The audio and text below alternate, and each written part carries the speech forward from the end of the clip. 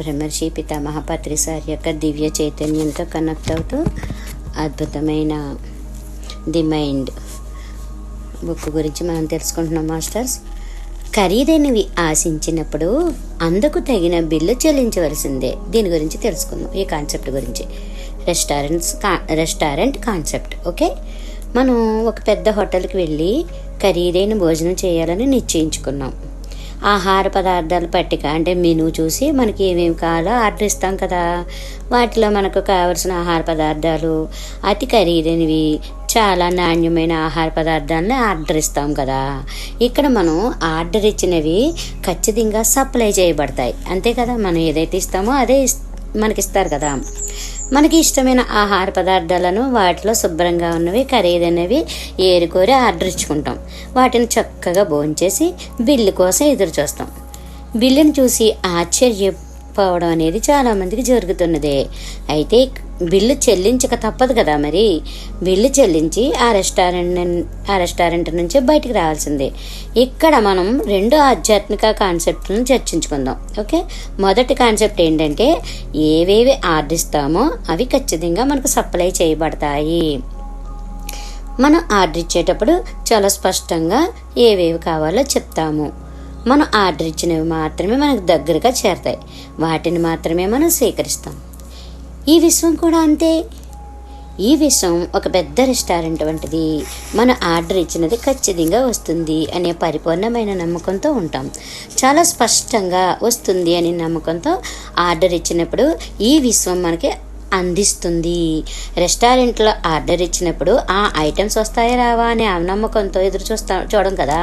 పూర్తి నమ్మకంతో ఆర్డర్ చేస్తాము, సప్లై చేయబడతాయని పూర్తి నమ్మకం ఎలా ఉంటామో ఆ మాదిరిగానే ఈ విశ్వానికి లేదా సబ్ కాన్షియస్ మైండ్కి లక్ష్యం సంకల్పం ద్వారా తెలియచేసినప్పుడు అంతే సంపూర్తి నమ్మకంతో ఎదురు చూడాలన్నమాట.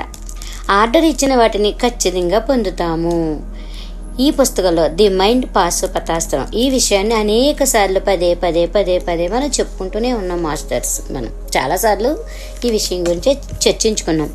ఏది కావాలో చాలా స్పష్టంగా నిర్ణయించుకున్న లక్ష్యం ఈ విషయంకు ఊహాశక్తి ద్వారా తెలియచేసినట్లయితే వాటిని ఖచ్చితంగా పొందుతాం. ఇక రెండవ కాన్సెప్ట్, జీవితంలో ఖరీదైనవి ఆశించినప్పుడు అందుకు తగిన మూల్యం చెల్లించవలసి ఉంటుంది కదా. రెస్టారెంట్లో ఖరీదైన ఆహార పదార్థాలను ఆర్డర్ ఇచ్చి వాటిని చక్కగా భోంచేసి వాటికి బిల్లు కట్టాల్సి వచ్చినప్పుడు నా దగ్గర డబ్బు లేదని చెప్తే ఎలా ఉంటుంది? ఆ బిల్లుకు సరిపడా డబ్బును చెల్లించగలిగినప్పుడే ఆర్డర్ చేస్తాం కదా. అలాగే దైనందిన జీవితంలోనూ అంతే. జీవితంలో ఎన్నెన్నో కావాలని వాంఛిస్తాం, పెద్ద పెద్ద లక్ష్యాలు పెట్టుకుంటాం. అందుకోసం మనం తగిన ప్రయత్నం, కృషి, సాధన చేయవలసిందనమాట. ఎందరో ఆధ్యాత్మిక గురువులు 50 సంవత్సరాలు 60 సంవత్సరాలు పైబడిన దేశ విదేశాలు తిరిగి ధ్యానం, ఆధ్యాత్మిక ప్రచారంను చేస్తూ ఉండడం మనం చూస్తూనే ఉంటాం కదా. యోధుడు, మహారథుడు, మహాయోగి, మహాజ్ఞాని కావాలంటే అందుకు తగిన శక్తి సామర్థ్యాలు మన అంతరంగ ప్రపంచంలో ఇమిడి ఉన్నాయి. మనము యోధ, మహారథుడు, మహాయోగి, జ్ఞాని కాగలం. అందుకు తగిన సాధన, అంకిత భావం, కృషి చేయవలసి ఉందన్నమాట. కృషితో నాస్తి దుర్భిక్ష్యం. ఒక యోధుడు, మహారథుడు మరి సాధారణ సిపాయి మధ్య ఎంత వ్యత్యాసం ఉంటుంది మాస్టర్స్. ఒక సాధారణ స్థాయి సిపాయి మహారథుడి స్థాయిలో సాధన, కృషి చేస్తే తను కూడా ఆ స్థాయికి చేరుకోగలడు. రత్నాకరుడనే బోయేవాడు దారి దోపిడీలు చేసుకుంటూ జీవించే స్థాయి నుండి మహర్షిగా పరిణామం చెందాడు కదా. వాల్మీకి మహర్షిగా ప్రసిద్ధి చెందాడు, అదంతా మనకు తెలిసిందే కదా. మహాత్మా గాంధీని ఉదాహరణ తీసుకోండి. ఆయన తన పోరాట పటిమతో అతి శక్తివంతమైన బ్రిటిష్ సామ్రాజ్యాన్ని కోకటి వేళ్లతో పెకిలించి వేయలేదా? ఇలా ఎన్నో ఉదాహరణలు మనకు తెలుసు కదా. మన అంతరంగంలో సర్వశక్తి సామర్థ్యాలను ఇముడ్చుకుని ఈ భూమి మీదకి జన్మించామన్నమాట. ఒక సాధారణ సిపాయి స్థాయి నుండి మహారథుడి స్థాయికి చేరుకోవడానికి కృషి, సాధన చేయవలసి ఉందన్నమాట. ఈ వర్తమాన కాలంలో ఈవేళ మనకు దాదాపు 1,00,000కు పైగా ఆధ్యాత్మిక గ్రంథాలను చదివే అవకాశం లభించింది. ఎంత అదృష్టమో కదా మనకి. ప్రింటింగ్ టెక్నాలజీ మరియు ఎలక్ట్రానిక్స్ వలన మనకి వేలాది ఆధ్యాత్మిక గ్రంథాలను చదివే అవకాశం లభించింది. ఈ కాల పరిణామంలో 50,000 సంవత్సరాలకు ఒకసారి వచ్చే ఈ అరుదైన అవకాశాన్ని సద్వినియోగం చేసుకోవాలన్నమాట. అందుకనే సద్గంధ పఠనం అనేది ఒక గొప్ప అవకాశం, అది ఒక గొప్ప వరం అన్నమాట. ఆధ్యాత్మిక గ్రంథ పఠనం అనేది జ్ఞానోదయం పొందడానికి అతి త్వరగా గల దగ్గర మార్గం అన్నమాట. లిండా గుడ్మన్ చెప్తున్నారు. ఇది మైండ్ పాశుపతాస్త్రం అను ఈ పుస్తకం కూడా ఒక ఖరీదైన భోజనం వంటిది. ఎన్నో ఆంగ్ల గ్రంథాల నుండి సేకరించిన సమాచారము, ఎంతో పరిశోధన తర్వాత పొందిన సమాచారము ఆధారంగా వ్రాయబడుతున్న ఈ గ్రంథంను చదవడం, వినడం, చెప్పడం అనేది గొప్ప అవకాశమే. ఖచ్చితంగా నమ్మకంగా చెప్పగలను నేను. ఈ పుస్తకం నాకు తగిన మూల్యం చెల్లించిన తర్వాతనే ప్రస్తుతం అది మీ చేతుల్లో ఉంది. మామూలు స్థాయి నుండి ఉన్నత స్థాయికి, జీరో నుండి హీరోకి, దాని గురించి తెలుసుకుందాం మనం. మీరు జీవితంలో ఏ స్థితిలో ఉన్నారనేది అప్రస్తుతం. అస్సలు దాని గురించి మనం ఆలోచించకూడదు. మీరు ఏ వయసులో ఉన్నారనేది కూడా అప్రస్తుతమే. మీరు ఏది చదివారు ఏమిటి అనేది కూడా అప్రస్తుతమే. మీకు ఎంత ఇంటెలిజెన్సీ ఉంది అన్నది కూడా అప్రస్తుతమే. మీకు గల ఆర్థిక పరిస్థితులు ఏమిటి అనేది కూడా అప్రస్తుతం. కానీ మీ కలలను సాకారం చేసుకోవడానికి సమయం మించిపోలేదు. ఈ వర్తమానంలోనే మీ జీవితమును మలుపు తిప్పుకోగల శక్తి సామర్థ్యాలు మీ అంతరంగ ప్రపంచంలో ఇమిడి ఉన్నాయి. సాధారణ స్థితి నుండి అసాధారణ స్థితికి, మామూలు స్థితి నుండి హీరోగా మీ కలలను సాకారం చేసుకోవడానికి మీలోని దైవ పదార్థం అన్ని వేళలను సిద్ధంగా ఉంటుంది. సంకల్పం అనేది ఉన్నతమైనది ఎంచుకోవాలన్నమాట. మనం దానిని ఊహాశక్తి ద్వారా అంతరంగ ప్రపంచానికి తెలియచేయాలి. అలా తెలియచేసినప్పుడు తప్పనిసరిగా మనం ఏం చేయాలంటే దాని గురించి కృషి, సాధన, దృఢమైన నిశ్చయం, అంకిత భావం ద్వారా మనం హీరోలుగా తయారవుతాం అనమాట. అంటే జీరో నుంచి హీరోకి ఎదుగుతాం. మీరు ఎలాంటి కుటుంబంలో జన్మించినా సరే, మీ జీవితం ఎప్పటివరకు ఎటువంటి పరిస్థితులు ఎదుర్కొంటున్నా సరే, మీకు చదువున్నా లేకపోయినా ఎంచుకున్న లక్ష్యాలను, సంకల్పాలను సాధించి వాటి ద్వారా జీవితానుభవాలను ఆస్వాదించడానికి ఇక్కడ మీరు జన్మ తీసుకున్నారు. ఇది ఎప్పుడు మర్చిపోకూడదు మనం. ఇప్పుడు మీరు ఏ పరిస్థితిలో ఉన్నారనేది అప్రస్తుతం. మీరు జీవితంలో ఏది లక్ష్యంగా చేసుకుని దానిని నెరవేర్చాలనుకుంటున్నారో దానిని సాధించగల సర్వశక్తి సామర్థ్యాలు మీలో ఇముడ్చుకుని ఉన్నారు. మీ యొక్క లక్ష్యాలు మిమ్మలను నడిపించే చోదక శక్తిగా పనిచేస్తాయి. జీవితంలో ఎన్నెన్ని కష్టాలు, అవమానాలు, దుఃఖం ఇప్పటి వరకు అనుభవించినా సరే, ఈ వర్తమానం నుండి ఎరుకలో మీ జీవితంని మలుపు త్రిప్పుకోవచ్చును. జీవితంలో ఎన్నో సంఘటనలు ఎదురవుతాయి. ఈ జీవితం నిరంతరము ప్రకృతి మాదిరిగానే మార్పుకు లోనవుతూ ఉంటుంది. మీరు చేస్తున్న ఉద్యోగం వదులుకోవలసి రావచ్చు. మీరు ప్రోగు చేసుకున్న డబ్బును ఒక్కసారిగా పోగొట్టుకోవచ్చు. అకస్మాత్తుగా ఒక వ్యాధి సంక్రమించవచ్చు. అనూహ్యమైన రీతిలో ప్రమాదం జరగవచ్చు. ఇలా అనుకోని సంఘటనలు ఎదురవ్వచ్చు. కానీ మీ యొక్క అంతరంగ ప్రపంచం అనేది ఎప్పటికీ మీలోనే ఉంటుంది. కనుక ఈ క్షణంలోనే మీ జీవితంలో ఏది కావాలంటే దానిని సృష్టించుకోవచ్చును. లక్ష్యం ఎంచుకోవటం, ఊహాశక్తితో పాటు ఫీలింగ్స్, ఎమోషన్స్తో కలలు కనడం, మీరు వాంఛించినవి ఇప్పటికే మీ మనోక్షేత్రంలో జరిగినట్లు కలలు కనడం అనే ప్రక్రియను విశ్వసించడం అనేది ఈ వర్తమాన క్షణంలో చేయగలిగినవి. వాటిని అమలు చేయటం ద్వారా ఎప్పటికప్పుడు మీ జీవితం ఏది కావాలంటే దానిని సృష్టించుకునే శక్తిని కలిగి ఉన్నారు. మీ జీవితానికి మీరే హీరో. ఇతరులతో పోల్చుకోకూడదు మనం. మీ అంతరంగంలో గొప్ప శక్తి సామర్థ్యాలు ఇమిడి ఉన్నాయి కనుక మీరు మిమ్మలను ఎవరితోటి పోల్చుకోకండి. ఈ భూప్రపంచంలో మీకు మీరే సాటి, ఎవరికి వారే సాటి. మీకు గల పరిమితులతో కూడిన ఆలోచనలను త్యజించి విశాలమైన దృక్పథంతో గొప్ప ఆలోచనలు, ఉన్నతమైన లక్ష్యాలు, సంకల్పాలను ఎంచుకొని ముందుకు సాగండి. అన్నింటినీ సాధించండి. మీ యొక్క జీవితానికి మీరే హీరో. మీరు ఎంతవరకు నమ్మకాలను కలిగి ఉంటారో ఆ మేరకు దేనినైనా సృష్టించుకోగలరు. ఉన్నత లక్ష్యాలు సాధించగలం అనే వజ్ర సంకల్పం మాత్రం కలిగి ఉండాలన్నమాట. దేవుడు లేదా మహామూల చైతన్య శక్తితో పాటు సహసృష్టికర్తలుగా మీరు ఉంటున్నారు. జీవితంలో మీరు ఇప్పుడు అనుభవిస్తున్నవన్నీ కూడా మీ యొక్క సృజనాత్మక శక్తి చేత సృష్టించబడినవే. మీ యొక్క ఆరోగ్యం, మానవ సంబంధాలు, మీ యొక్క ఆస్తిపాస్తులు, మీ వృత్తి, మీ యొక్క వ్యవహారం అన్నీ కూడా మీ యొక్క సృష్టే.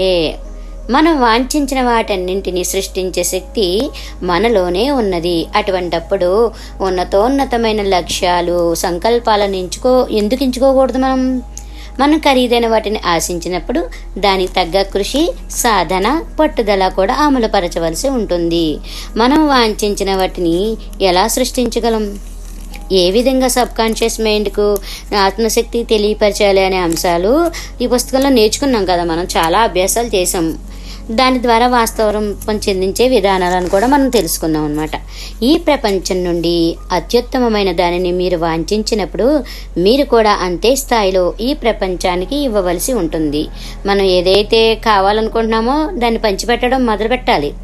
ఈ మహాపరివాక్యంను ఈ పుస్తకంలో 2-3 సార్లు మనం ఉదాహరించుకున్నాం కనుక ఇక్కడ ఎక్కువగా చర్చించుకోవడం అనవసరం. ఒక మంచి పుస్తకం, ఇది ఖరీదైన పుస్తకం. మన జీవితంలో ఎంతో మార్పును కలిగించే ఈ పుస్తకం అనే సూత్రం ఆధారంగా ఈ గ్రంథం వ్రాయబడిందనమాట.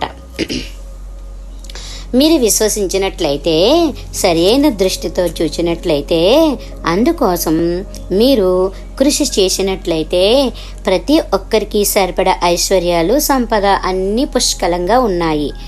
ఇది ఒక సత్యం.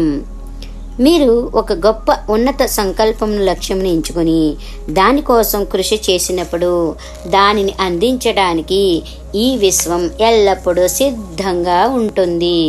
అయితే ఏవి కావాలో, ఏ లక్ష్యాలు, సంకల్పాలు ఎంచుకోవాలో నిర్ణయించుకోవలసింది మీరే.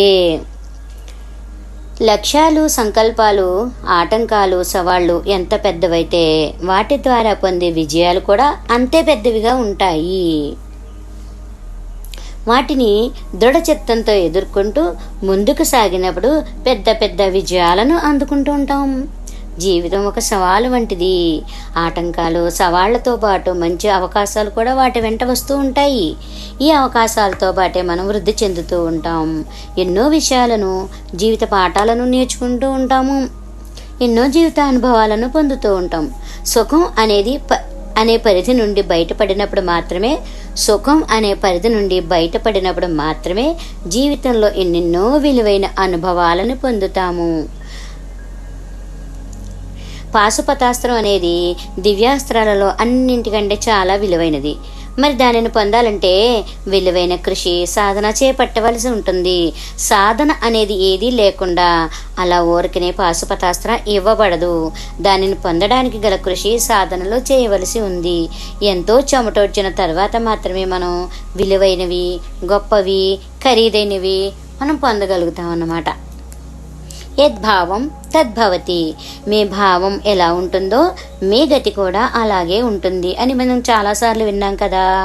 మిమ్మల్ని మీరు విలువలేని వ్యక్తిగా ఎంచినట్లయితే విలువలేని వారుగానే తయారవుతారు. మిమ్మల్ని మీరు విలువైన వ్యక్తిగా ఎంచినట్లయితే విలువైన వారుగానే తయారవుతారు. మీరు ఏ విధంగా ఎంచినా సరే అలానే మీరు ఇమిడిపోతారు. మన కథలో మనం అలా ఇమిడిపోతాం అన్నమాట. మన ఆలోచనలే మన వాస్తవాన్ని సృష్టిస్తున్నాయి.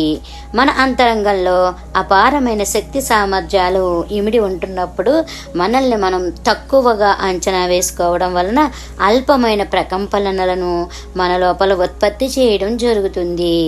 ఏ పరిస్థితులలోనూ నిరాశాకర ధోరణిని తక్కువగా ఎంచడం వంటివి కలిగి ఉండరాదు. మరి ఖరీదైనవి వాంఛించినప్పుడు ఖరీదైన ఆలోచన దారిని కూడా కలిగి ఉండాలి కదా. మరి మనకి ఇప్పటి అమెరికా ప్రెసిడెంట్ డొనాల్డ్ ట్రంప్ ఉదాహరణని తీసుకుందాం. 1990 శతాబ్దంలో డొనాల్డ్ ట్రంప్ కొన్ని వేల కోట్ల డాలర్లు పోగొట్టుకున్నారు ఆయన. అమెరికా ప్రజలు డొనాల్డ్ ట్రంప్ వ్యాపార సామ్రాజ్యం అంతమైపోయింది అన్నారు. మరి డొనాల్డ్ ట్రంప్ వ్యాపార సామ్రాజ్యం ముగిసిపోయింది, కానీ ఆయన బిలీనియర్ మైండ్, అంటే ఆయన మైండ్లో మాత్రం మార్పు రాలేదు. ఆ మార్పు మాత్రం అలాగే ఉందన్నమాట. $1 బిలియన్ కేవలం 2 సంవత్సరాలని వేల కోట్ల డాలర్లు సంపాదించేశాడు ఆయన. అంటే మైండ్ సెట్లో లక్షాధికారి మిలియనీర్గానే ఉంది ఆయనకి. అంటే ఏదైతే ఉందో దృష్టి, అక్కడ సృష్టి జరుగుతుంది, అది నిజం అవుతుంది అనమాట. మనం లక్షాధికారి కావాలంటే మన ఆలోచన ధోరణి లక్షల్లో ఉండాలి. మనం కోటీశ్వరుడు కావాలంటే అలా వాంఛించినప్పుడు మన ఆలోచన ధోరణి కూడా కోట్లలోనే ఉండాలి కదా. 100,000 కోట్ల రూపాయల లక్ష్యంగా పెట్టుకున్నప్పుడు మన ఆలోచన ధోరణిలో 100,000 కోట్లలో ఉండాలన్నమాట. ఓకే, డబ్బు అనేది ఫలితం, సంపద ఐశ్వర్యం అనేది ఒక ఫలితం. మీ ఆరోగ్యం కూడా ఒక ఫలితమే, మీ అనారోగ్యం కూడా ఒక ఫలితమే, మీ యొక్క బరువు కూడా ఒక ఫలితమే, మీ యొక్క విడాకులు ఒక ఫలితమే, మీ యొక్క అందమైన భవనము కూడా ఒక ఫలితమే. మనం కార్య సంబంధం ప్రపంచంలో జీవిస్తున్నాం, కార్యకారణ సంబంధం ప్రపంచంలో జీవిస్తున్నాం కదా. లక్ష్యం, సంకల్పం, ఊహాశక్తి, ఫీలింగ్స్ మరి ఎమోషన్స్ అనే కారణాలు అంతరంగ ప్రపంచంలో ఉంటాయి. దాని ఫలితాలు బాహ్య ప్రపంచంలో ఉంటాయి. సంపద లేక పేదరికం, మంచి చెడు, ఆశాజనకం లేదా నిరాశజనకం, మరి ఏదైనా సరే బాహ్య ప్రపంచంలో ఎదురవుతున్న ఈ జీవితానుభవాలన్నీ కూడా అంతరంగ ప్రపంచంలో మనం కలిగి ఉంటున్న వాటి యొక్క పరావర్తనాలే అని మరీ గుర్తుంచుకోవాలన్నమాట. జీవితంలో ఏది యాదృచ్ఛికంగా సంభవించదు. బాహ్యంగా మనకు కనిపించే కార్యం యొక్క కారణం మన అంతరంగ ప్రపంచంలోనే ఉంది. My inner world creates my out world. నా యొక్క అంతరంగ ప్రపంచం ఈ బాహ్య ప్రపంచంను సృష్టిస్తుంది. మీ అంతరంగ ప్రపంచంలో లక్ష్యం తాలూకు బ్లూ ప్రింట్ను చిత్రీకరణ చేయండి. అది ఇప్పటికే సంభవించినట్లుగా కలలు కనండి. You are not alone. మీరు ఒంటరిగా లేరు. ఈ క్రింద ఐదింటిని తప్పనిసరిగా గుర్తుంచుకుందాం. ఈ విశ్వం ఎల్లవేళలా మిమ్మలను కనిపెట్టుకుని ఉంటుందని చెప్పడానికి ఈ 5 పాయింట్లను గుర్తు పెట్టుకోవాలన్నమాట.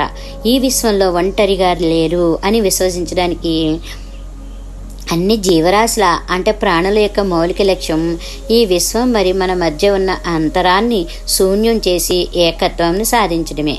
కనుక మన లక్ష్యాలు, సంకల్పాలను ఎంచుకొని అంటే ఊహాశక్తి, ఫీలింగ్స్, ఎమోషన్స్, కలలు కండం అనమాట ఈ విశ్వంకి అప్పచెప్పి మనం అహం, పరిమితి, ఇంటెలిజెన్స్ కూడా పక్కకి తప్పుకోవాలి. మన అహంకారం పోవాలి. పరిమితంగా ఉన్న మన యొక్క బుర్ర ఇంటెలిజెన్స్ ఉంది కదా, తెలివి, అది కూడా పక్కకి తప్పుకోవాలి. అవి లక్ష్యాలు వెంటనే వాస్తవ రూపం చెందుతాయి. అహంకారం పక్కకి తప్పుకున్నప్పుడు కర్మణ్య వ్యాధికారస్తే మీకు కర్మలను ఆచరించడం వరకే అధికారం కలదు, కానీ ఫలితమును నిర్దేశించలేరని భగవద్గీత చెప్తుంది కదా. మీ లక్ష్యం చిన్నదా పెద్దదా అనేది ఈ విశ్వం ఎప్పటికీ చూడదు. లక్ష్యం అనేది ఒక ఏదైతే ఉందో అదే నెరవేర్చడానికి చూస్తూ ఉంటుంది అనమాట. రీజనింగ్ మైండ్లను పక్కకు తప్పించి ఈ విశ్వంకు అప్పచెప్పడమే మనం చేయవలసిన మొట్టమొదటి పని. 2వ పాయింట్కి వద్దాం. మన గతం ఏమైనా సరే వర్తమానం అనేది ప్రస్తుతం మన చేతుల్లో ఉందన్నమాట. మీకు పెద్ద చదువుల్లో ఉన్నా లేకపోయినా, ధనికులైనా కాకపోయినా, పేదవారైనా, ఆరోగ్యంగా ఉన్నా లేకపోయినా, పెద్ద హోదా ఉన్నా లేకపోయినా, మీకు గొప్ప తెలివితేటలు ఉన్నా, తక్కువ ఇంటెలిజెన్స్ ఉన్నా, ఈ విశ్వానికి, ఈ అంతరంగ ప్రపంచానికి సంబంధం లేదు. మీ యొక్క లక్ష్యం, సంకల్పంని ఈ విశ్వంకి అప్పచెప్పాలి. అది ఈ వర్తమానంలోనే చేయండి. మళ్ళీ 3వది, ఈ విశ్వం మరి మహామూల చైతన్య శక్తికి మహాకృతజ్ఞతలు కలిగి ఉండండి. చూసారా, థ్యాంక్ఫుల్గా ఉండాలి. ఎంచేతంటే మీకు అపరిమిత వనరులను జన్మ తీసుకోకముందే సిద్ధం చేసింది. అంతెందుకు, మీ అవసరాలన్నీ ఈ విశ్వం సిద్ధపరిచింది. కంప్యూటర్, మొబైల్ ఫోను, ట్యాబ్, అపారమైన గాలి, నీరు, ఇతర ప్రకృతి వనరులు అన్నీ మీ వినియోగం కోసమే కదా. మనం పుట్టినప్పటి నుంచి రవాణా సౌకర్యం కంటే కారు, బస్సు, రైలు, విమానం, ఓడ అన్నీ కల్పించింది ఈ విశ్వం. మీరు ఈ విశ్వమునకు మహాకృతజ్ఞతలు తెలపడానికి ఎన్నో ఉదాహరణలు ఉన్నాయి. అంటే ఎప్పుడూ థ్యాంక్ఫుల్గా ఉండాలి, థ్యాంక్ యూ చెప్పుకుంటూ ఉండాలన్నమాట. మీ యొక్క సంకల్పం నెరవేరుతున్నందుకు మహాకృతజ్ఞతలు తెలపండి. ఈ విశ్వం మిమ్మలను కనిపెట్టుకుని ఉంటుంది. 4వది, మీరు ఎంతెంతగా ఆత్మబోధను వినియోగిస్తుంటారో అంతంతగా ఈ విశ్వం మరి అంతరంగ ప్రపంచం నుండి సందేశాలను పొందుతూ ఉంటారు. మీ యొక్క ఆధ్యాత్మిక పురోగతికి ఇవి ఎంతగానో దోహదపడగలవు. 5, మానవత్వం అంతా ఒకటే. మీరు ఆధ్యాత్మికంగా పురోగతి చెందడం అంటే ఏకత్వంతో మమేకం అవుతున్నారు. మీ ఏ లక్ష్యంను ఎంచుకున్నా అంతర్బోధన ఎంచుకునే లక్ష్యం సంకల్పం అయితే మంచిది. దాని నుండి మీరు జీవితానుభవాలు మరి ఆధ్యాత్మిక పాఠాలు పొందుతారు. కనుక గొప్ప గొప్ప లక్ష్యాలు సంకల్పాలు ఎంచుకొని ఈ విశ్వానికి అప్పచెప్పండి. మీరు సమస్యల నుండి తప్పించుకోవాలని చూస్తే మరెప్పటికీ ఎదగలేరు. సమస్యల నుండి తప్పించుకోవాలని ఎంత ప్రయత్నిస్తే అంతగా మరింత లోతుగా ఆ సమస్యలలో బయటపడలేనివిగా కూరుకుపోతారనమాట. సమస్యల నుండి పారిపోకూడదు, నిలబడి ధైర్యంగా పోరాడాలి. సమస్యల గురించి తెగ బాధపడిపోకుండా ఎలాంటి జీవితం కావాలో దాని గురించే కలలు కనండి.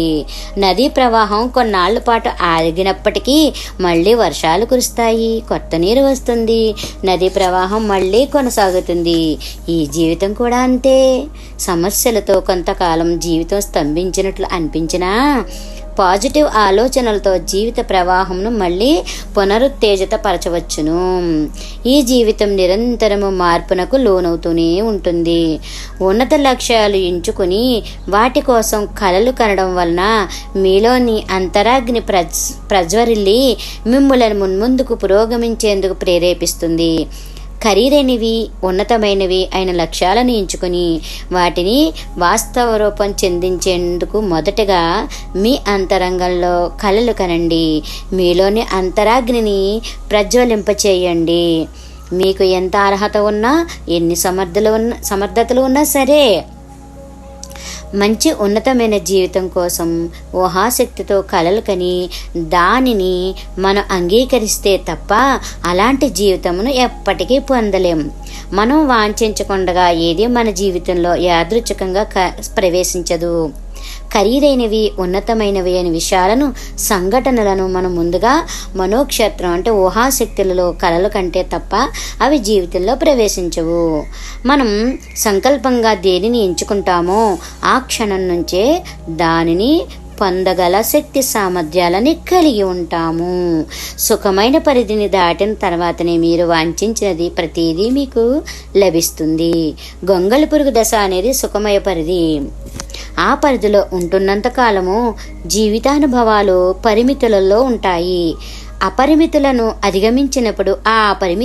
అధిగమించినప్పుడు అది సీతాకోక చిలుకగా రూపాంతరం చెందగలదు. గొంగళి పురుగు దశ అనేది మామూలు సాధారణ జీవితం వలె ఉంటుంది. సీతాకోక చిలుక దశలో స్వేచ్ఛతో కూడిన విలాసవంతమైన ఖరీదైన జీవితం లభిస్తుంది. ఖరీదైనవి వాంఛించినప్పుడు అందుకోసం కృషి, సాధన, అంకిత భావములను అమలు చేయవలసి ఉంది. తెగింపుతో అడుగులు ముందుకు వేసిన ప్రతిసారి లేదా మీరు సుఖవంతమైన పరిధిని దాటిన ప్రతిసారి మీకు గొప్ప అవకాశాలు సృష్టించుకోగల వీలుంటుంది. అంతేకాక మీ యొక్క శక్తి సామర్థ్యాలను నిరూపించుకునేందుకు అవకాశాలు లభిస్తాయి. జీవిత పాఠాలను నేర్చుకుంటూ ఉంటారన్నమాట. మీరు జీవితం పట్ల జీవితంలోని విజయాలు వైఫల్యాల పట్ల 100% బాధ్యత వహించవలసి ఉంటుంది. మీ అంతరంగంలో మార్పులు సంభవిస్తే తప్ప బాహ్య జీవితంలో పరిస్థితులు మారవు. ఈ ప్రపంచం ఎప్పటికీ ఇవ్వడానికి సిద్ధంగా ఉంటుంది. మీరు అడిగితే తప్ప తనంతట తానుగా ఈ ప్రపంచం ఏమీ ఇవ్వదు. మీరు అడిగినా అడగకపోయినా ఒక నదీ ప్రవాహం వలె ఈ ప్రపంచంలోని ఐశ్వర్యం, సంపదలు ఎప్పటికీ సిద్ధంగానే ఉంటాయి. మనం పంటలు పండించినా పండించకపోయినా నదీ ప్రవాహం ఎప్పటికీ ఎల్లప్పటికీ కొనసాగుతూనే ఉంటుంది. మీకు ఏది కావాలో, దేనిని వాంఛిస్తున్నారో, లక్ష్యం ఏమిటో చాలా స్పష్టంగా దృఢ నిశ్చయంతో నిర్ణయించుకోండి. దానిని ఎలా వాస్తవ రూపం చెందించాలనే విషయంను ఈ విశ్వం చూసుకుంటుంది. ఇంచేతంటే వాస్తవ రూపం చెందే ప్రక్రియ 5 తలాల ప్రపంచానికి సంబంధించినది. ఆ అంశం మన రీజనింగ్ మైండ్కు అర్థం కాదు. మీ యొక్క లక్ష్యాల గురించి చాలా స్పష్టంగా దృఢంగా తెలిసినట్లయితే వాటిని సాధించి తీరుతారు, విజయాలను పొందుతారు. కనుక మీరు దేనిని వాంఛిస్తున్నారో ఖచ్చితంగా నిర్ణయించుకొని దానిని ఒక నోటు పుస్తకంలో వ్రాయండి. తరచుగా వాటిని పునశ్చరణ చేస్తూ ఉండండి. ఆ లక్ష్యాలు ఇప్పటికే నెరవేరినట్లుగా చిత్రీకరణ చేయండి. మిగతా పనిని మీ సబ్కాన్షియస్ మైండ్ లేదా ఈ విశ్వం చూసుకుంటుంది. ఒక పసిబిడ్డ తన తల్లిని ఏ విధంగా సంపూర్ణమైన నమ్మకంతో అమాయకత్వంతో విశ్వసిస్తుందో ఆ మాదిరిగా ఈ విశ్వమును మరి మీ అంతరంగ ప్రపంచమును విశ్వసించండి. మీరు అడిగిన ప్రతిదీ ఇవ్వబడును. మీరు వాంఛించిన ప్రతి లక్ష్యం, అది నెగిటివ్ అవనివ్వండి, పాజిటివ్ అవనివ్వండి, అన్నీ కూడా నెరవేర్చబడతాయి.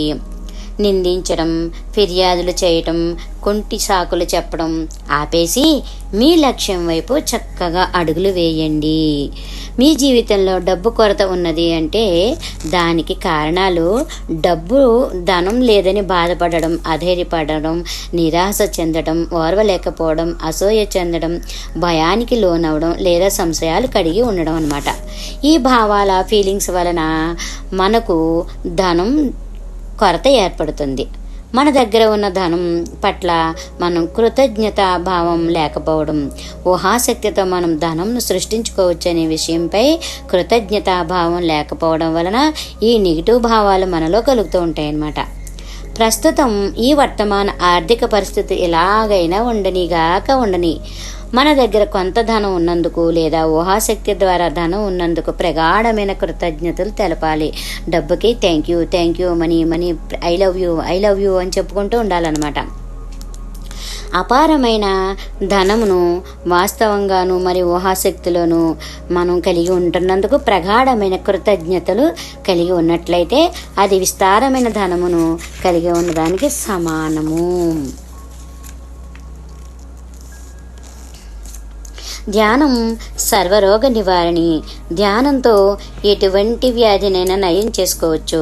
అలాగే ఆయుర్వేద, సిద్ధ వైద్య, ఆహార పదార్థాలు, వనమూలికలు ఎన్నో హీలింగ్ ప్రక్రియలు ఉన్నాయన్నమాట. అవన్నీ మనం చక్కగా హీలింగ్ అనే ప్రక్రియ ద్వారా దేహంలోని చక్రాలు అంటే మూలాధార, స్వాదిష్టాన, మణిపూరక, అనాహత, విశుద్ధ ఆజ్ఞా చక్రాల వద్ద గల శక్తికి ఆటంకాలను శుభ్రపరచడం ద్వారా వ్యాధిని నయం చేయొచ్చు. అయితే శక్తి స్థాయిలు ఎక్కువగా ఉంటున్నవారు మాత్రమే ఈ హీలింగ్ ప్రక్రియను చేపట్టవలసి ఉందన్నమాట. అయితే ప్రతి ఒక్కరూ ఊహాశక్తి మరి కృతజ్ఞతను ఉపయోగించి తమకు గల వ్యాధులను నయం చేసుకోవచ్చు.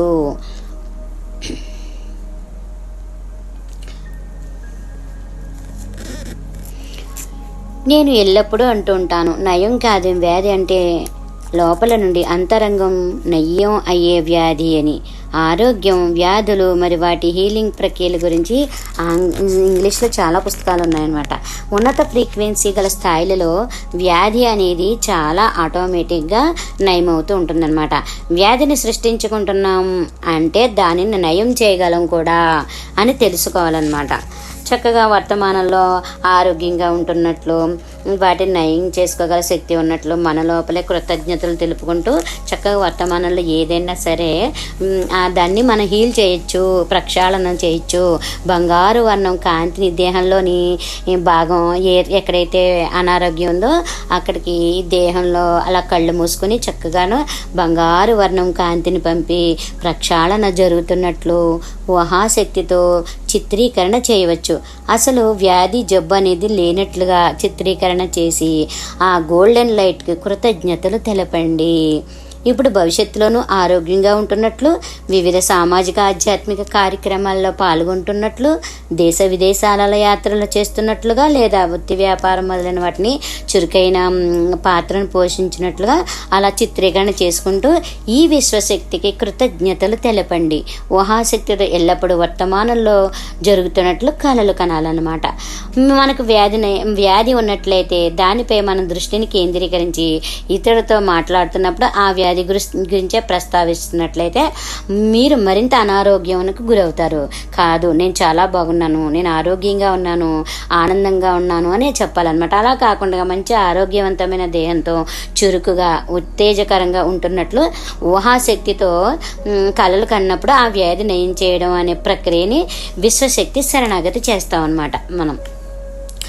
అదే ఆకర్షణ సిద్ధాంతం ద్వారా, ఆకర్షణ సిద్ధాంతం అనేది ఆరోగ్యం మరియు మానవ సంబంధాల విషయాలకు కూడా చక్కగా పనిచేస్తూ ఉంటుందన్నమాట. ఆరోగ్యం బాగుంటేనే కదా ఉన్నత లక్ష్యాలను ఎంచుకుని వాటిని సాధించగలిగేది. ఆ ఆరోగ్యమే మహాభాగ్యం అనే లోకోక్తి 100% కరెక్టే కదా. మరి ఈవేళ ఆధునిక నాగరికత అని చెప్పుకునే సమాజంలో ఎక్కువ శాతం మంది చక్కెర వ్యాధి, బీపీ, క్యాన్సర్ వంటి వ్యాధులకు గురవుతున్నారు కదా. మరి ఇది చాలా శోచనీయమైన విషయం అన్నమాట. అతి ముఖ్యమైన విషయమును మీరు ఎప్పటికీ గుర్తించుకోవాల్సి ఉంటుంది. ఏమిటంటే ఈ భూమి మీద వ్యాధులకు మూల కారణం హింసాత్మక ధోరణి కలిగి ఉండటం అన్నమాట. హింసకు పాల్పడేవారు వ్యాధులను ఆటోమేటిక్గా ఆకర్షిస్తూ ఉంటారు. మరీ ముఖ్యమైన విషయం, ఈ భూమి మీద హింస ఉన్నంతకాలం మానవులకు వ్యాధులు అనేవి ఉంటాయి. అందుకే హింసను వేడండి, హంసను పట్టండి అని పత్రిసార్ చెప్పిందనమాట. శుద్ధ శాకాహారం మాత్రమే భుజించండి. శాకాహారంతో దేహం చాలా స్వస్థత కలిగి ఉంటుంది.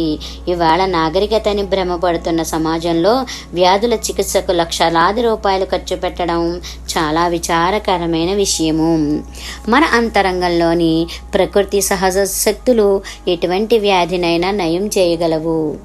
చిన్న పిల్లల వలె చాలా అమాయకత్వంతో ఏమాత్రం రీజనింగ్ మైండ్ మరి విశ్లేషణ లేకుండా చక్కగా అంతర్శక్తిని నమ్మిన వారికి వ్యాధులు ఎంత భయంకరమైనవైనా సరే నయమవుతాయి.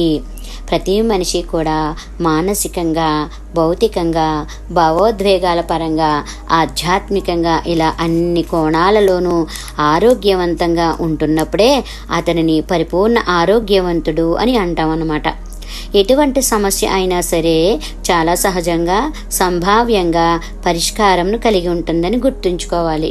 ప్రతి సమస్యకు పరిష్కారం అనేది ఉంటుంది.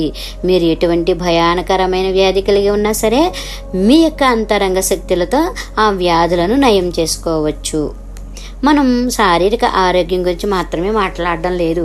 అన్ని రకాల ఆరోగ్యాలు అంటే మానసిక, ఆధ్యాత్మిక, భావోద్వేగాల గురించి మాట్లాడుకుంటున్నాం ఇప్పుడు. ఈ అన్ని ఆరోగ్యాలు సవ్యంగా ఉంటేనే మనం ఆనందంగా జీవించగలుగుతాం అన్నమాట. ఈ ప్రకృతిలో ఏకత్వం కలిగి ఉన్నప్పుడు వ్యాధులు అనేవి ఈ దేహమునకు సంక్రమించవు. ప్రకృతితో దూరంగా వేరుగా ఉంటున్నప్పుడు దేహం అనారోగ్యం పాలవుతుంది, వ్యాధులు సంక్రమిస్తాయి. ఉదాహరణకు సూర్యరశ్మి తగలకుండా ఇంట్లోనే ఉంటున్నప్పుడు చర్మ వ్యాధులు, ఎముకలకు సంబంధించిన వ్యాధులు సంక్రమిస్తాయి. మట్టిలో ఒట్టి పాదాలతో నడవకపోవడం వలన మనకు రక్తహీనత సమస్యలు, మరికొన్ని అనారోగ్య సమస్యలు ఎదురవుతూ ఉంటాయి. ఈ దేహంలో భూమికి సంబంధించిన అన్ని మూలకాలు ఉన్నాయి. ఉదాహరణకు ఇనుము, జింకు, మెగ్నీషియము, పొటాషియము, అయోడిన్, రాగి, కాల్షియము వంటి రసాయనిక మూలకాలు ఈ భూమిలో ఉన్నట్లే మానవ ప్లస్ ఇతర జీవాత్మల దేహాలలో ఉన్నాయి. మన దేహంలో ఐరన్ మూలకం లోపించినప్పుడు రక్తహీనత కలుగుతుంది. ఈ ప్రకృతిలో అన్ని జంతువులు వాటి సహజ ఆహారపు అలవాట్లను కలిగి ఉన్నాయి. వాటికి రక్తహీనత అనే సమస్యే ఉండదు. ఏనుగు, జింక, ఆవు, గొర్రె, మేక మొదలైన జంతువులు గడ్డిని మాత్రమే తీసుకుంటాయి. వాటికి రక్తహీనత లేక ఇతర విటమిన్ లోపాలు లేవు. కానీ ఈ మనిషికి విటమిన్స్ లోపం అని, ఇంకో లోపం అని రకరకాల ఆరోగ్య సమస్యలు ఉంటున్నాయి. మనిషి తన సహజ ఆరోగ్యపు ఆహారపు అలవాట్లకు దూరంగా ఉంటున్నప్పుడు దేహంనకు అనారోగ్యం మరి ఇతర వ్యాధులు సంక్రమిస్తాయి. సహజమైన ఆహారపు అలవాట్లను కలిగి ఉండాలన్నమాట. ప్రకృతి సహజంగా ఏదైతే ఉందో దాన్ని కలిగి ఉండాలి. ఒక ప్రక్క జంతువులను కషాయాంగాలలో క్రూరంగా వధిస్తూ మన అహంను సంతృప్తి పరచుకునేందుకు దేవుడు జంతువులను ఎలా కావాలంటే అలా వాడుకోవచ్చు అనే భావజాలంతో తత్వశాస్త్రంను ఆధ్యాత్మికం తాను సమర్థించడం లేదు. జంతువధ చేసే వ్యక్తికి ఆధ్యాత్మికత ఎక్కడుంటుంది, ఆరోగ్యం ఎక్కడుంటుంది? ఆరోగ్య సమస్యలు అనేవి లక్షలాది రూపాయలు ఆసుపత్రిలో ఖర్చు పెట్టడం అనేది ఆర్థిక సమస్యలకు మరి ఇతర మానసిక సమస్యలకు కారణమవుతున్నది. పైగా ఆ ఖర్చుతో సైడ్ ఎఫెక్ట్లు, మరిన్ని అనారోగ్య సమస్యలు అలా తలెత్తుతూ ఉంటాయన్నమాట. కృతజ్ఞతను కలిగి ఉండండి. నన్ను నేను ప్రశంసించుకుంటున్నాను. ఈ అద్భుతమైన జీవితం కలిగి ఉన్నందుకు నాకు నేను కృతజ్ఞతలు తెలుపుకుంటున్నాను. కృతజ్ఞత అనేది మానవుల యొక్క ఒక గొప్ప గుణం అన్నమాట. మనకు మనం కృతజ్ఞతలు తెలుపుకోవాలి. మనలోని దైవ పదార్థమునకు కృతజ్ఞతలు తెలపండి. ఈ సృష్టిలోని సమస్త జీవజాతులకు, పంచభూతాలకు, మహామూల శక్తికి, సూర్యుడు, చంద్రుడు, గ్రహ వ్యవస్థకు, సౌరమండలంకు, మనం ఉంటున్న గెలాక్సీకి, సమస్త విశ్వంకు కృతజ్ఞతలు తెలపండి. కృతజ్ఞతలను తెలపడం ద్వారా మన అంతరంగంలోని చైతన్య శక్తిని ఉన్నతమైన ప్రకంపనాలలో, హయ్యర్ వైబ్రేషన్స్తో ఉంచగలుగుతాం అన్నమాట. ఉన్నతమైన ప్రకంపనాలు అధిక పౌనఃపుణ్యం కలిగి ఉంటాయి. ఈ అధిక పౌనఃపుణ్యాలు మన యొక్క లక్ష్యాలు, సంకల్పాలు వెంటనే వాస్తవ రూపం చెందేందుకు దోహదపడుతూ ఉంటాయి అన్నమాట. మరి వాస్తవ రూపం చెందే ప్రక్రియ చాలా వేగవంతంగా చోటు చేసుకుంటూ ఉంటుంది. ఒకే రీతిలో ఉన్న గుణం అలాంటి సమతుల్యమైన ఇతర గుణములను ఆకర్షిస్తుంది. కృతజ్ఞత అనేది ఉన్నతమైన గుణం వలన ఇతర ఉన్నతమైన గుణములను చాలా ఆటోమేటిక్గా ఆకర్షిస్తాం. ఈ ఉన్నతమైన గుణములు అలవడడం వలన మన అంతర్ చైతన్య శక్తి యొక్క పరిణామం చాలా ఎక్కువ వేగవంతంగా వృద్ధి చెందుతుంది. మన శక్తి స్థాయిలు కూడా చాలా ఎక్కువగా వృద్ధి చెందుతాయి. కృతజ్ఞతాభావం అనేది ఒక ఉత్కృష్టమైన గొప్ప గుణము. ఇది అద్భుతాలను సృష్టించగలదు. Okay masters, thank you.